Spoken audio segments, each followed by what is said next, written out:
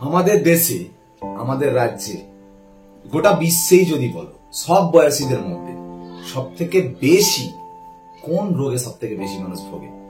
কেউ বলতে পারবে কি সেটা? Depression and anxiety. অ্যাকচুয়ালি সবাই বলবে, অনেকে হয়তো বলবে ক্যান্সারে বেশি আক্রান্ত হচ্ছে, লাংস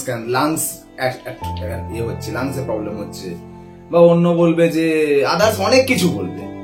কিন্তু এটা আমার ধারণা নয়, একদম সত্যি কথা বলছি যে ওয়ার্ল্ডে সব থেকে বেশি ছেলে মেয়ে, মানে সব বয়সীদের মধ্যে বলছি, একদম ছোট বয়স থেকে শুরু হয়ে অনেকের মধ্যে ডিপ্রেশন অ্যাংজাইটি রোগটা কিন্তু সব থেকে বেশি পরিমাণে আছে এবং এই রোগে ভুগছে।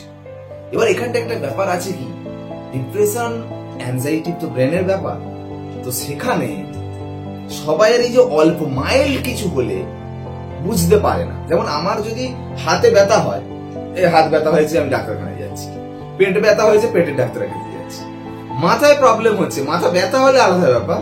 যদি আমার দেখা যাচ্ছে যে আমার আজকে মুডটা, আজকে নয় 1 মাস যাবত আমার মুড ভালো নেই, কিছু ভাবতে কিচ্ছু ভালো লাগছে না, কারোর সাথে কথা বলতে ভালো লাগছে না, কারোর ফোন তুলতে ভালো লাগছে না, বা এরকম হচ্ছে খেলতে ডাকছি খেলতে যাচ্ছি না, পড়তে যাচ্ছি না, এরকম হতে পারে। বা অনেক সময় আছে যে যা বলছে রেগে যাচ্ছি। অনেকের আছে ঘুমানোর চেষ্টা করছে, 2 রাত 3 রাত 4 রাত 5 রাত ঘুমাতে পারছে না। এইগুলো হচ্ছে সিমটমস। এবং এইগুলো যখন বলা হয়, সবাই কিন্তু বেশিরভাগ ক্ষেত্রে সচেতনতা অতটা থাকে না বলে সবাই যেটা ভাবে যে এ কিছু ব্যাপার নয়, সবাই যেটা বলবে কোনো ব্যাপার নাই, দেখ আমি আছি তুই এরকম, ব্যাপারটা তা নয়। তোমার মধ্যে এটা ক্রিয়েট হচ্ছে, না হলে এটা তুমি 1 মাস যাবত টানা তুমি একদম মুড খারাপ, কিরকম একটা খারাপ অবস্থায় আছো, এটা কেন হবে? তো ওটাই ডিপ্রেশন। ডিপ্রেশনের ফার্স্ট স্টেজ হয়তো, কিন্তু একদম যারা সত্যি সত্যি ডিপ্রেশনের একদম চূড়ান্ত সীমায় চলে যায়, তারা অন্ধকার ঘরেই সবসময় মনে হয় বসে থাকলেই ভালো, লাস্ট আলটিমেট স্টেজ মনে হবে সুইসাইড করি, এরকম একটা চিন্তা ভাবনা আসতে পারে। তো এখন কথাটা হচ্ছে যে স্টুডেন্টস লাইফেও এটা আছে, অনেক স্টুডেন্টসদের মধ্যে আছে, আরো বয়স্কদের মধ্যে তো আছেই। তো এইটা আমি একটা কথা বলবো, তো আজকের প্যাটার্ন আমি ডিপ্রেশন নিয়ে আমি কিছু কিছু জিনিস আমি বলবো অবশ্যই। তো আজকে যে টপিকটা বলি, আমি কোন মুডে আছি, মানে আমাকে কেউ রাগাচ্ছে, আমি যতটা রেগে যাচ্ছি, আবার অন্যজনকে দেখবে রাগালে সে রাগেই না, সে একদম দিব্যি তার মনের মধ্যে একদম ভালো আছে, কি সুন্দর আছে। তার মুড সবার কিন্তু ডিফারেন্ট টাইপ। এটা কেন হচ্ছে ভাই? কেমিক্যালি, যে কেমিস্ট্রির সাথে রিলেটেড, যে আমার ভিতরের, আমার ফিলিংস আমার ভিতরের কেমিক্যাল মেসেঞ্জারের উপর ডিপেন্ড করছে। আমার ব্রেনেও একটা কেমিক্যাল, ন্যাচারাল কেমিক্যাল সাবস্টেন্স রয়েছে, সেরোটোনিন। তোমরা জানবে হয়তো, এই সেরোটোনিনের অ্যামাউন্ট যদি ব্রেনে বেশি থাকে, তাহলে ফিলিংসটা হ্যাপি ফিলিংস হবে। এই সেরোটোনিন হরমোনটা ক্রিয়েট করার জন্য সব থেকে বেশি কাজে লাগে প্রোটিন। আমাদের কত ভুল ধারণা, দেখো প্রোটিন বেশি খাওয়া যাবে না, প্রোটিনটাই তো main structural unit. Protein everyday প্রত্যেকটা বডিতে 70 গ্রামস লাগে। এবার তুমি বলবে, অনেকের ধারণা একটা ডিমে 12 গ্রাম ডিম, মানে 12 গ্রাম প্রোটিন থাকে, তো 70 গ্রাম 60 গ্রাম 70 গ্রাম লাগে, মানে আমি তাহলে 6টা 7টা ডিম খাবো, তাহলে তোমার কোলেস্টেরল হাই হয়ে যাবে। মানে প্রোটিনটা তোমাকে নিতে হবে সব রকম মিলিয়ে। ডালেও প্রোটিন আছে, বাদাম জাতীয় জিনিসেও প্রোটিন আছে, উদ্ভিজ্জ উপাদানটা বেশি রাখবে, প্রাণীজ উপাদানটা কম রাখবে। প্রাণীজ করতে পারো, মানে চিকেন, মানে আমি বলতে চাইছি যে যাই হোক না, ধরো কেউ চিকেন খেলো, তো চিকেনের মধ্যে কিন্তু অতটা কোলেস্টেরল থাকছে না, কিন্তু ডিমে কোলেস্টেরলটা বেশি থাকছে। তার ডিমটা খাওয়াটা আবার দরকার, সেটা আবার অন্য ধরনের প্রোটিন পাওয়ার জন্য, সেটা দুটো ঠিক আছে। কিন্তু আমি বলতে চাইছি যে প্রতিদিন তো 7-8টা ডিম খেতে পারবে না। তো ব্যাপারটা হচ্ছে যে, কিন্তু প্রোটিন আমার 70 গ্রামস লাগে, কারণ একটা প্রোটিনের মধ্যে অ্যামাইনো অ্যাসিড থাকে, সেই অ্যামাইনো অ্যাসিড গুলো জুড়ে জুড়ে প্রোটিন তৈরি হয়। এই অ্যামাইনো অ্যাসিড জুড়ে জুড়ে প্রোটিন তৈরি, আমি একটা সিম্পল উদাহরণ দিচ্ছি।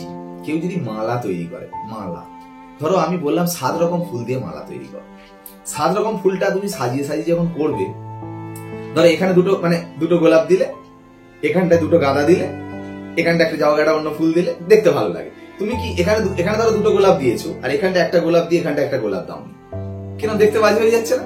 মানে পুরো মালাটাই বেকার হয়ে গেল। সেরকম প্রোটিনের যে অ্যামাইনো অ্যাসিড গুলো জুড়ে দিয়ে প্রোটিন তৈরি হয়, প্রোটিনের সিকোয়েন্স যদি কোনো একটা অ্যামাইনো অ্যাসিডের ঘাটতি হয়ে যায়, কোনো একটা অ্যামাইনো অ্যাসিডের, সেই প্রোটিনটাই বেকার হয়ে গেল।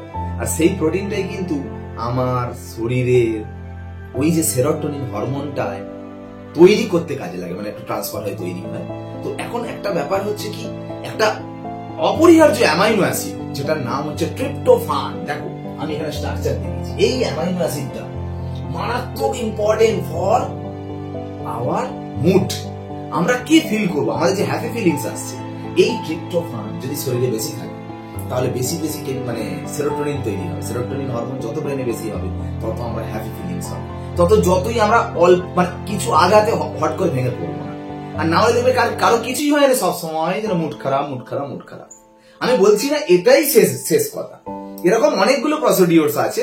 তার মধ্যে একটা ওয়ান অফ দ্য বেস্ট ব্যাপার হচ্ছে এই যে প্রোটিন, তার মধ্যে অ্যামাইনো অ্যাসিড হচ্ছে ট্রিপ্টোফান, যেটা আমার বডির কিন্তু মুডটাকে ঠিক করে, ঠিক আছে, হ্যাপি ফিলিংস হবে।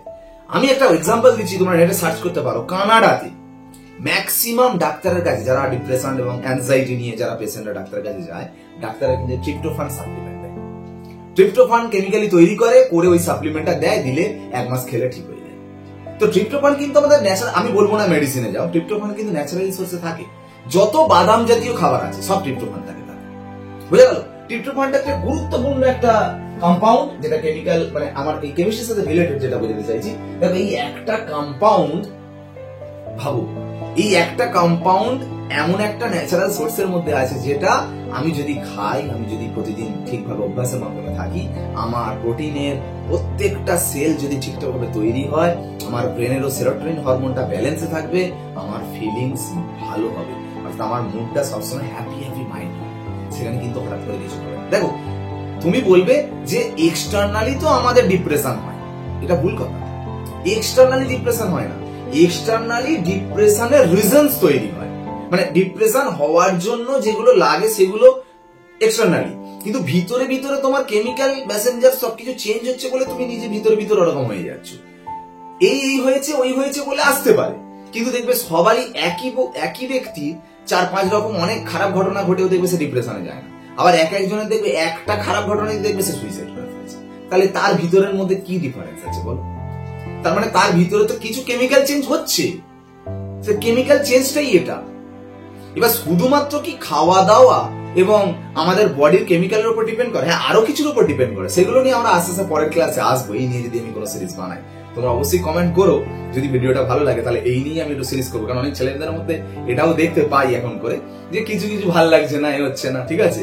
তো এই নিয়ে আমি কিছু একটা বলবো, ঠিক আছে। চ্যানেলে ফোকাস রাখো অবশ্যই।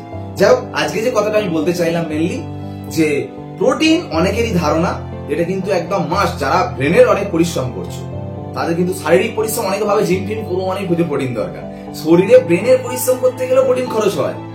আর আরেকটা কথা মনে রাখবে, এটা অনেকেরই ভুল ধারণা, প্রোটিন খেলে, শোনো, protein can not be store in body. প্রত্যেক দিনের প্রোটিন প্রত্যেক দিন লাগে। আজকে 60 গ্রাম খেলাম মানে আমার পরের দিন 60 গ্রাম খেতে হবে। ও কোনোদিন বডিতে প্রোটিন স্টোর হয়ে থাকে না, যেভাবেই হোক না বেরিয়ে যাবে। তো সেই কারণে যেন এভরিডে প্রোটিন দরকার, আর এভরিডে প্রোটিন দরকার মানে ভ্যারাইটিস অফ প্রোটিন দরকার। কারণ প্রোটিনের মধ্যে যে অ্যামাইনো অ্যাসিড গুলো থাকে, অপরিহার্য অ্যামাইনো অ্যাসিড, সব অ্যামাইনো অ্যাসিড গুলো যেন পাওয়া যায়। না হলে, কারণ এই অ্যামাইনো অ্যাসিড গুলো তো বডিতে তৈরি হয় না, এগুলো খাবারের মাধ্যমে নিতে হয়, তবে বডির ফাংশন ঠিক থাকবে, সেখানে ব্রেনের ফাংশন ঠিক হবে। ব্রেনটা কি বডি থেকে বাদ হয়ে যাচ্ছে? তাহলে আমাদের খাওয়া দাওয়ার উপর যদি হার্টের ফাংশন ঠিকঠাক নির্ভর করে, লাংসের ফাংশন যদি ঠিকঠাক নির্ভর করে, আমার বডি মুভমেন্টের ফাংশন যদি ঠিকঠাক নির্ভর করে, তাহলে ব্রেনের ফাংশন কেন নির্ভর করবে না? তাহলে এটা একটা মোস্ট ইম্পর্টেন্ট। আর সেখানে আমি দেখিয়ে দিলাম হাতে কলমে, তোমরা নেটে সার্চ করে দেখতে পারো, যে এই ওয়ান অফ দ্য কম্পাউন্ড যেটা খাবারের মধ্যে থাকে, যেটার মাধ্যমে কিন্তু আমাদের ফিলিংসটাকে হ্যাপি করা যায়। আজ এটাই আমার বক্তব্য। ওকে, তো এই ধরনের ক্লাস পেতে অবশ্যই চ্যানেলে ফোকাস রাখো। আজ ক্লাস এখানেই শেষ করলাম। ওকে, বাই।